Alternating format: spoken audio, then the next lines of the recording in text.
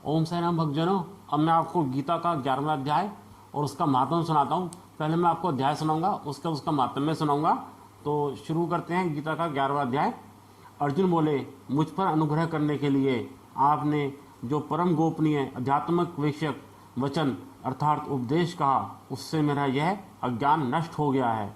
क्योंकि हे कमल नेत्र, मैंने आपसे भूतों की उत्पत्ति और प्रलय विस्तार पूर्वक सुने हैं तथा आपकी अविनाशी महिमा भी सुनी है। हे परमेश्वर, आप अपने को जैसा कहते हैं यह ठीक ऐसा ही है, परंतु हे पुरुषोत्तम, आपके ज्ञान, ऐश्वर्य, शक्ति, बल, वीर्य और तेज से युक्त ऐश्वर्य रूप को मैं प्रत्यक्ष देखना चाहता हूँ। हे प्रभु, यदि मेरे द्वारा आपका वह रूप देखा जाना शक्य है, ऐसा आप मानते हैं, तो हे योगेश्वर, उस अविनाशी स्वरूप का आप मुझे दर्शन कराइए। श्री भगवान बोले, हे पार्थ, अब तू मेरे सैकड़ों हजारों नाना प्रकार के तथा नाना वर्ण तथा नाना आकृति वाले अलौकिक रूपों को देख। हे भरतवंशी अर्जुन, तू मुझ में आदित्यों को अर्थात अदिति के 12 पुत्रों को, 8 वसुओं को, 11 रुद्रों को, दोनों अश्विनी कुमारों को और 49 मरुदगणों को देख तथा और भी बहुत से पहले न देखे हुए आश्चर्य में रूपों को देख। हे अर्जुन, अब इस मेरे शरीर में एक जगह स्थित चराचर सहित संपूर्ण जगत को देख तथा और भी जो कुछ देखना चाहता हो सो देख, परंतु मुझको तू इन अपने प्राकृत नेत्रों द्वारा देखने में निस्संदेह समर्थ नहीं है। इसी से मैं तुझे दिव्य अर्थात अलौकिक चक्षु देता हूँ। इससे तू मेरी ईश्वरीय योग शक्ति को देख। संजय बोले, हे राजन, महायोगेश्वर और सब पापों के नाश करने वाले भगवान ने इस प्रकार कहकर उसके पश्चात अर्जुन को परम ऐश्वर्य युक्त दिव्य स्वरूप दिखलाया। अनेकों मुख और नेत्रों से युक्त, अनेक अद्भुत दर्शनों वाले, बहुत से दिव्य भूषणों से युक्त और बहुत से दिव्य शस्त्रों को हाथ में उठाए हुए, दिव्य माला और वस्त्रों को धारण किए हुए और दिव्य गंध का सारे शरीर में लेप किए हुए, सब प्रकार के आश्चर्यों से युक्त, सीमा रहित और सब और मुख किए हुए विराट स्वरूप परमदेव परमेश्वर को अर्जुन ने देखा। आकाश में 1000 सूर्यों के एक साथ उदय होने से उत्पन्न जो प्रकाश हो, वह भी उस विश्वरूप परमात्मा के प्रकाश के सदृश कदाचित ही हो। पांडुपुत्र अर्जुन ने उस समय अनेक प्रकार से विभक्त अर्थात पृथक पृथक संपूर्ण जगत को देवों के देव श्री कृष्ण भगवान के उस शरीर में एक जगह स्थित देखा। उसके अनंतर वह आश्चर्य से चकित और पुलकित शरीर अर्जुन प्रकाश में विश्वरूप परमात्मा को श्रद्धा भक्ति सहित सिर से प्रणाम करके हाथ जोड़कर बोले। अर्जुन बोले, हे देव, मैं आपके शरीर में संपूर्ण देवों को तथा अनेक भूतों के समुदायों को, कमल के आसन पर विराजित ब्रह्मा को, महादेव को और संपूर्ण ऋषियों को तथा दिव्य सर्पों को देखता हूँ। हे संपूर्ण विश्व के स्वामिन, आपको अनेक भुजा, पेट, मुख और नेत्रों से युक्त तथा सब ओर से अनंत रूपों वाला देखता हूँ। हे विश्वरूप, मैं आपके ना अंत को देखता हूँ, ना मध्य को और ना आदि को ही। आपको मैं मुकुट युक्त, गदा युक्त, चक्र युक्त तथा सब ओर से प्रकाशमान तेज के पुंज, प्रज्वलित अग्नि और सूर्य के सदृश ज्योति युक्त, कठिनता से देखे जाने योग्य और सब ओर से अप्रमेय स्वरूप देखता हूँ। आप ही जानने योग्य परम अक्षर अर्थात परब्रह्म परमात्मा है। आप ही इस जगत के परम आश्रय हैं। आप ही अनादि धर्म के रक्षक हैं और आप ही अविनाशी सनातन पुरुष हैं, ऐसा मेरा मत है। आपको आदि, अंत और मध्य से रहित, अनंत सामर्थ्य से युक्त, अनंत भुजा वाले, चंद्र सूर्य रूप नेत्रों वाले, प्रज्वलित अग्नि रूप मुख वाले और अपने तेज से इस जगत को संतप्त करते हुए देखता हूँ। हे महात्मन, यह स्वर्ग और पृथ्वी के बीच का संपूर्ण आकाश तथा सब दिशाएं एक आपसे ही परिपूर्ण है तथा आपके इस अलौकिक और भयंकर रूप को देखकर तीनों लोग अति व्यथा को प्राप्त हो रहे हैं। वे ही देवताओं के समूह आप में प्रवेश करते हैं और कुछ भयभीत होकर हाथ जोड़े आपके नाम और गुणों का उच्चारण करते हैं तथा महर्षि और सिद्धों के समुदाय कल्याण हो ऐसा कहकर उत्तम उत्तम स्त्रोतों द्वारा आपकी स्तुति करते हैं। जो 11 रुद्र और 12 आदित्य तथा 8 वसु साध्यगण विश्वदेव अश्विनी कुमार तथा मरुदगण और पितरों का समुदाय तथा गंधर्व यक्ष राक्षस और सिद्धों का समुदाय हैं, वह सभी विस्मित होकर आपको देखते हैं। हे महाभाव, आपके बहुत मुख और नेत्रों वाले, बहुत हाथ जंघा और पैर वाले, बहुत उदरों वाले और बहुत सी दाढ़ों के कारण अत्यंत विकार महान रूप को देखकर सब लोग व्याकुल हो रहे हैं तथा मैं भी व्याकुल हो रहा हूँ, क्योंकि हे विष्णु, आकाश को स्पर्श करने वाले दैदीप्यमान अनेक वर्णों से युक्त तथा फैलाए हुए मुख और प्रकाशमान विशाल नेत्रों से युक्त आपको देखकर भयभीत अंतःकरण वाला मैं धीरज और शांति को नहीं पाता हूँ। दाढ़ों के कारण विकराल और प्रलय काल की अग्नि के समान प्रज्वलित आपके मुखों को देखकर मैं दिशाओं को नहीं जानता हूँ और सुख भी नहीं पाता हूँ।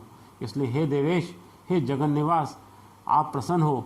वह सभी धृतराष्ट्र के पुत्र राजाओं के समुदाय सहित आप में प्रवेश कर रहे हैं और भीष्म पितामह द्रोणाचार्य तथा वह कर्ण और हमारे पक्ष के भी प्रधान योद्धाओं के सहित सब के सब आपके दाढ़ों के कारण विकराल भयानक मुख में बड़े वेग से दौड़ते हुए प्रवेश कर रहे हैं और कई एक चूर्ण हुए सिरों सहित आपके दांतों के बीच में लगे हुए दिख रहे हैं। जैसे नदियों के बहुत से जल के प्रवाह स्वाभाविक ही समुद्र के ही सम्मुख दौड़ते हैं अर्थात समुद्र में ही प्रवेश करते हैं, वैसे ही वह नरलोक के वीर भी आपके प्रज्वलित मुखों में प्रवेश कर रहे हैं। जैसे पतंग मोहवश नष्ट होने के लिए प्रज्वलित अग्नि में अति वेग से दौड़ते हुए प्रवेश करते हैं, वैसे ही ये सब लोग भी अपने नाश के लिए आपके मुखों में अति वेग से दौड़ते हुए प्रवेश कर रहे हैं। आप उन संपूर्ण लोगों को प्रज्वलित मुखों द्वारा ग्रास करते हुए सब ओर से बार बार चाट रहे हैं। हे विष्णु, आपका उग्र प्रकाश संपूर्ण जगत को तेज के द्वारा परिपूर्ण करके तपा रहा है। मुझे बताइए कि आप उग्र रूप वाले कौन हैं। हे देवों में श्रेष्ठ, आपको नमस्कार हो। आप प्रसन्न होइए। आदि पुरुष, आपको मैं विशेष रूप से जानना चाहता हूँ, क्योंकि मैं आपकी प्रवृत्ति को नहीं जानता। श्री भगवान बोले, मैं लोगों का नाश करने वाला बड़ा हुआ महाकाल हूँ। इस समय इन लोगों को नष्ट करने के लिए प्रवृत्त हुआ हूँ। इसलिए जो प्रतिपक्षों की सेना में स्थित योद्धा लोग हैं, वह सब तेरे बिना भी नहीं रहेंगे, अर्थात तेरे युद्ध न करने पर भी इन सब का नाश हो जाएगा। अतएव तो उठ, यश प्राप्त कर और शत्रुओं को जीत कर धन धान्य से संपन्न राज्य को भोग। ये सब शूरवीर पहले से ही मेरे द्वारा मारे हुए हैं। है श्रेयसाचिन, तू तो केवल निमित्त मात्र बन जा। द्रोणाचार्य और भीष्म पितामह तथा जयद्रथ और कर्ण तथा और भी बहुत से मेरे द्वारा मारे हुए शूरवीर योद्धाओं को तू मार। भय मत कर, निस्संदेह युद्ध में तू वैरियों को जीतेगा, इसलिए युद्ध कर। संजय बोले, केशव भगवान के इस वचन को सुनकर मुकुटधारी अर्जुन हाथ जोड़कर कांपता हुआ नमस्कार करके फिर भी अत्यंत भयभीत होकर प्रणाम करके भगवान श्री कृष्ण के प्रति गदगद वाणी से बोले। अर्जुन बोले, हे अंतर्यामिन, यह योग्य ही है कि आपके नाम गुण और प्रभाव के कीर्तन से जगत अति हर्षित हो रहा है और अनुराग को भी प्राप्त हो रहा है तथा भयभीत राक्षस लोग दिशाओं में भाग रहे हैं और सब सिद्ध गणों के समुदाय नमस्कार कर रहे हैं। हे महात्मन, ब्रह्मा के भी आदिकर्ता और सबसे बड़े आपके लिए वह कैसे नमस्कार ना करें, क्योंकि हे अनंत, हे देवेश, हे जगन्निवास, जो सत्य असत और उनसे परे अक्षर अर्थात सच्चिदानंद घन ब्रह्म है, वह आप ही हैं। आप आदिदेव और सनातन पुरुष हैं। आप इस जगत के परम आश्रय और जानने वाले तथा जानने योग्य और परम धाम हैं। हे अनंत रूप, आपसे यह सब जगत व्याप अर्थात परिपूर्ण है। आप वायु, यमराज, अग्नि वरुण, चंद्रमा, प्रजा के स्वामी ब्रह्मा और ब्रह्मा के भी पिता हैं। आपके लिए हजारों बार नमस्कार नमस्कार हो। आपके लिए फिर भी बार बार नमस्कार नमस्कार। हे अनंत सामर्थ्य वाले, आपके लिए आगे से और पीछे से भी नमस्कार। हे सर्वात्मन, आपके लिए सब ओर से ही नमस्कार हो, क्योंकि अनंत पराक्रमशाली आप समस्त संसार को व्याप्त किए हुए हैं। इससे आप ही सर्वरूप हैं। आपके इस प्रभाव को ना जानते हुए आप मेरे सखा हैं ऐसा मानकर प्रेम से अथवा प्रमाद से भी मैंने हे कृष्ण, हे यादव, हे सखे, इस प्रकार जो कुछ बिना सोचे समझे हठात कहा है।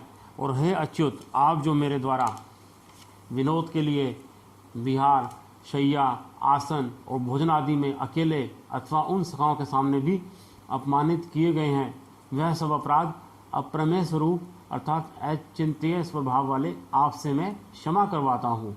आप इस चराचर जगत के पिता और सबसे बड़े गुरु एवं अति पूजनीय हैं। हे अनुपम प्रभाव वाले, तीनों लोकों में आपके समान भी दूसरा कोई नहीं है, फिर अधिक तो कैसे हो सकता है। अतएव हे प्रभु, मैं शरीर को भली भांति चरणों में निवेदित कर प्रणाम करके स्तुति करने योग्य आप ईश्वर को प्रसन्न होने के लिए प्रार्थना करता हूँ। हे देव, पिता जैसे पुत्र के, सखा जैसे सखा के और पति जैसे प्रियतमा पत्नी के अपराध सहन करते हैं, वैसे ही आप भी मेरे अपराध को सहन करने योग्य हैं। मैं पहले न देखे हुए आपके इस आश्चर्यमय रूप को देखकर हर्षित हो रहा हूँ और मेरा मन भय से अति व्याकुल भी हो रहा है। इसलिए आप उस अपने चतुर्भुज विष्णु रूप को ही मुझे दिखलाइए। हे देवेश, हे जगन्निवास, प्रसन्न होइए। मैं वैसे ही आपको मुकुट धारण किए हुए तथा गदा और चक्र हाथ में लिए हुए देखना चाहता हूँ। इसलिए हे विश्व स्वरूप, हे सहस्त्र भाव, आप उसी चतुर्भुज रूप में प्रकट हुई। श्री भगवान बोले, हे अर्जुन, अनुग्रह पूर्वक मैंने अपनी योग शक्ति के प्रभाव से यह मेरा परम तेजों में सबका आदि और सीमा रहित विराट रूप तुझको दिखलाया है, जिसे तेरे अतिरिक्त दूसरे किसी ने पहले नहीं देखा था। हे अर्जुन, मनुष्य लोक में इस प्रकार विश्व रूप वाला मैं ना वेद और ऋणों के अध्ययन से, ना दान से, ना क्रियाओं से और ना उग्र तपों से ही तेरे अतिरिक्त दूसरे के द्वारा देखा जा सकता हूँ। मेरे इस प्रकार के इस विकराल रूप को देखकर तुझको व्याकुलता नहीं होनी चाहिए और मूढ़ भाव भी नहीं होना चाहिए। तू भय रहित और प्रीतियुक्त मन वाला होकर उसी मेरे इस शंख, चक्र, गदा, पद्मयुक्त चतुर्भुज रूप को फिर देख। संजय बोले, वासुदेव भगवान ने अर्जुन के प्रति इस प्रकार कहकर फिर वैसे ही अपने चतुर्भुज रूप को दिखलाया और फिर महात्मा श्री कृष्ण ने सौम्य मूर्ति होकर इस भयभीत अर्जुन को धीरज दिया। अर्जुन बोले, हे जनार्दन, आपके इस अति शांत मनुष्य रूप को देखकर अब मैं स्थिर चित्त हो गया हूँ और अपनी स्वाभाविक स्थिति को प्राप्त हो गया हूँ। श्री भगवान बोले, मेरा जो चतुर्भुज रूप तुमने देखा है यह सुदुर्दर्श है, अर्थात इसके दर्शन बड़े ही दुर्लभ हैं। देवता भी सदा इस रूप के दर्शन की आकांक्षा करते रहते हैं। जिस प्रकार तुमने मुझको देखा हुआ, इस प्रकार चतुर्भुज रूप वाला मैं ना वेदों से, ना तप से, ना दान से और ना यज्ञ से ही देखा जा सकता हूँ। परंतु हे परंतप अर्जुन, अनन्य भक्ति के द्वारा इस प्रकार चतुर्भुज रूप वाला मैं प्रत्यक्ष देखने के लिए, तत्व से जानने के लिए तथा प्रवेश करने के लिए अर्थात एक ही भाव से प्राप्त होने के लिए भी शक्य हूँ। हे अर्जुन, जो पुरुष केवल मेरे ही लिए संपूर्ण कर्तव्य कर्मों को करने वाला है, मेरे परायण है, मेरा भक्त है, आसक्ति रहित है और संपूर्ण भूत प्राणियों में वैर भाव से रहित है, वह अनन्य भक्ति पुरुष मुझको ही प्राप्त होता है। तो ये था गीता का 11वां अध्याय। इसका आपको मैं महात्म्य में सुनाता हूँ। श्री महादेव जी कहते हैं, प्रिय, गीता के वर्णन से संबंध रखने वाली कथा एवं विश्व रूप अध्याय के पावन महात्म्य को श्रवण करो। विशाल नेत्र वाली पार्वती, इस अध्याय के महात्म्य का पूरा वर्णन नहीं किया जा सकता। इसके संबंध में सहस्त्रों कथाएं हैं। उनमें से एक यहाँ कही जाती है। प्रणीता नदी के तट पर मेघंकर नाम से विख्यात एक बहुत बड़ा नगर है। उसके प्राकार और गोपुर बहुत ऊंचे हैं। वहाँ बड़ी बड़ी विश्रामशालाएं हैं जिनमें सोने के खंभे शोभा दे रहे हैं। उस नगरी में श्रीमान, सुखी, शांत, सदाचारी तथा जितेंद्रिय मनुष्यों का निवास है। वहाँ हाथ में शांग नामक धनुष धारण करने वाले जगदीश्वर भगवान विष्णु विराजमान हैं। वे परब्रह्म के साकार स्वरूप हैं। संसार के नेत्रों को जीवन प्रदान करने वाले हैं। उनका गौरवपूर्ण श्री विग्रह भगवती लक्ष्मी के नेत्र कमलों द्वारा पूजित होता है। भगवान की वह झांकी वामन अवतार की है।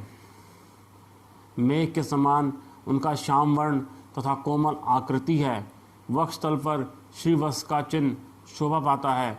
वह कमल और वनमाला से विभूषित है। अनेक प्रकार के आभूषणों से सुशोभित हो भगवान वामन रत्नयुक्त समुद्र के सदृश जान पड़ते हैं। पीताम्बर से उनके श्याम विग्रह की कांति ऐसी प्रतीत होती है मानो चमकती हुई बिजली से घिरा हुआ स्निग्ध मेघ शोभा पा रहा हो।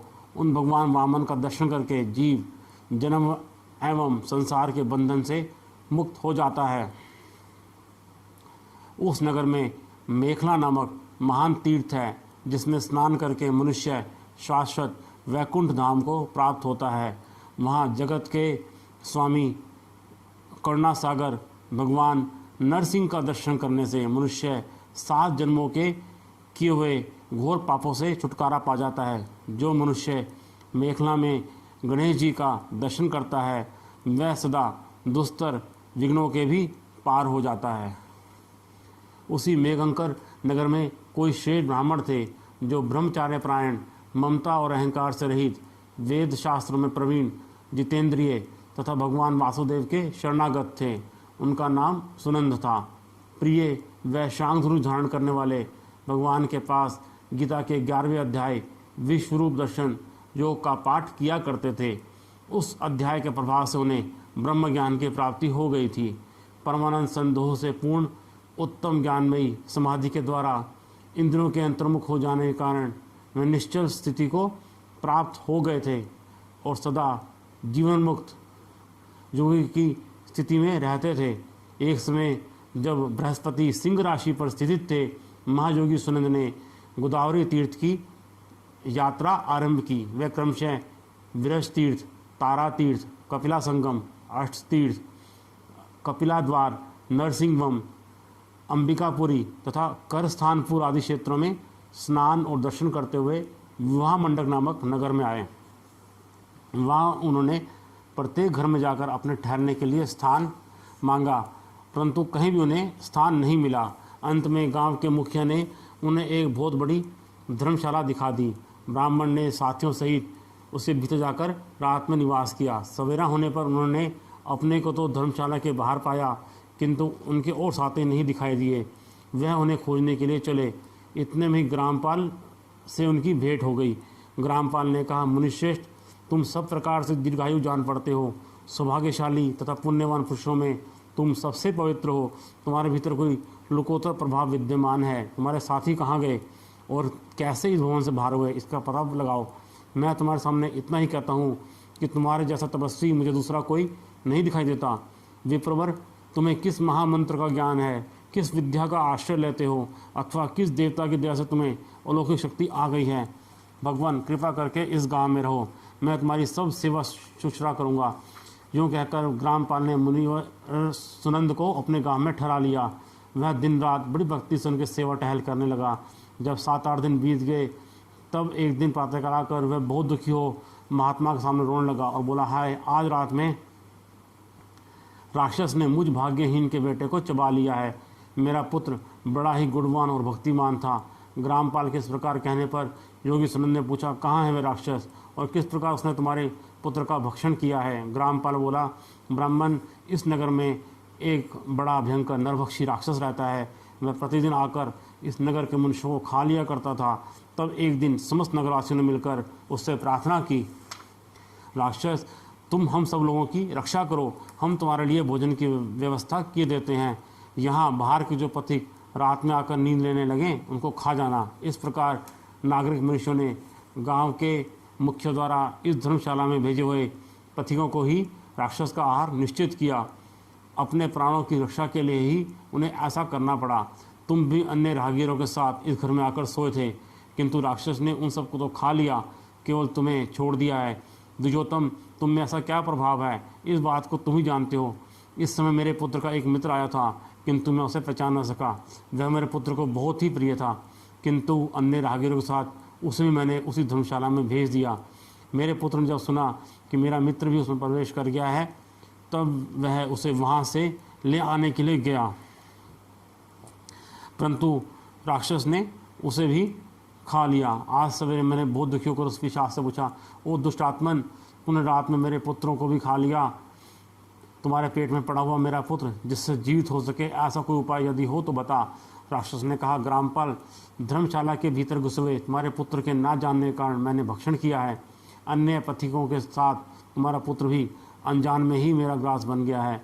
वह मेरे उदर में जिस प्रकार जीवित और रक्षित रह सकता है, वह उपाय स्वयं विधाता ने ही कर दिया है। जो ब्राह्मण सदा गीता के 11वें अध्याय का पाठ करता हो, उसके प्रभाव से मेरी मुक्ति होगी और मरे हुए को पुनः जीवन प्राप्त होगा। यहाँ कोई ब्राह्मण रहते हैं जिसको मैंने एक दिन धर्मशाला से बाहर कर दिया था। वह निरंतर गीता के 11वें अध्याय का जप किया करते हैं। इस अध्याय के मंत्र से 7 बार अभिमंत्रित करके यदि वह मेरे ऊपर जल का छींटे दे तो मैं निस्संदेह मेरा शाप से उद्धार हो जाएगा। इस प्रकार उस राक्षस का संदेश पाकर मैं तुम्हारे निकट आया हूँ। ब्राह्मण ने पूछा, ग्रामपाल, जो रात में सोए हुए मनुष्यों खाता है वह प्राणी किस पाप से राक्षस हुआ है? ग्रामपाल बोला, ब्राह्मण, पहले इस गांव में कोई किसान ब्राह्मण रहता था। एक दिन वह अघनी के खेत की क्या रक्षा करने में लगा हुआ था। वहाँ से थोड़ी दूर पर एक बहुत बड़ा गिद्ध किसी राही को मारकर खा रहा था। उसी समय एक तपस्वी कहीं से आ निकले, जो उस राही को बचाने के लिए दूर से ही दिया दिखाते हुए आ रहे थे। गिद्ध उस राही को खाकर आकाश में उड़ गया। तब तपस्वी ने कुपित होकर उस किसान से कहा, ओ दुष्ट हलवाई, तुझे धिक्कार है, तू बड़ा ही कठोर और निर्दयी है। दूसरों की रक्षा से मुंह मोड़कर केवल पेट पालने के धंधे में लगा हुआ है। तेरा जीवन नष्ट प्राय है। अरे, जो चोर, दाढ़ वाले जीव, सर्प, शत्रु, अग्नि, विष, जल, गीत, राक्षस, भूत तथा बैताल आदि के द्वारा घायल हुए मनुष्यों की शक्ति होते हुए भी उपेक्षा करता है, वह उनके वध का फल पाता है। जो शक्तिशाली होकर भी चोर आदि के चुंगल में फंसे हुए ब्राह्मण को छुड़ाने की चेष्टा नहीं करता, वह घोर नरकों में पड़ता है और पुनः भेड़े की योनि में जन्म लेता है। जो वन में मारे जाते हुए तथा गिद्ध और व्याघ्र की दृष्टि में पड़े हुए जीव की रक्षा के लिए छोड़ो छोड़ो की पुकार करता है, वह परम गति को प्राप्त होता है। जो मनुष्य गौओं की रक्षा के लिए व्याघ्र, भील तथा दुष्ट राजाओं के हाथों से मारे जाते हैं, वे भगवान विष्णु के उस परम पद को पाते हैं जो योगियों के लिए भी दुर्लभ है। सहस्त्र अश्वमेध यज्ञ और 100 वाजपेयी यज्ञ मिलकर भी शरणागत रक्षा की 16वीं कला के बराबर भी नहीं हो सकते। दीन तथा भयभीत जीव की उपेक्षा करने से पुण्यवान पुरुष भी समय आने पर कुंभीपाक नामक नरक में पकाया जाता है। तूने दुष्ट गिद्ध के द्वारा खाए जाते हुए राही को देखकर उसे बचाने में समर्थ होते हुए भी जो इसकी रक्षा नहीं की है, इसी से तू निर्दय जान पड़ता है, अतः तू राक्षस हो जा।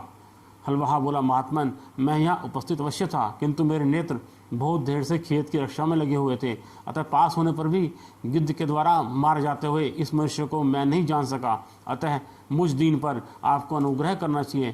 तपस्वी ब्राह्मण ने कहा, जो प्रतिदिन गीता के 11वें अध्याय का जप करता है, उस मनुष्य के द्वारा अभिमंत्रित जल जब तुम्हारे मस्तक पर पड़ेगा, उस समय तुम्हें शाप से छुटकारा मिल जाएगा।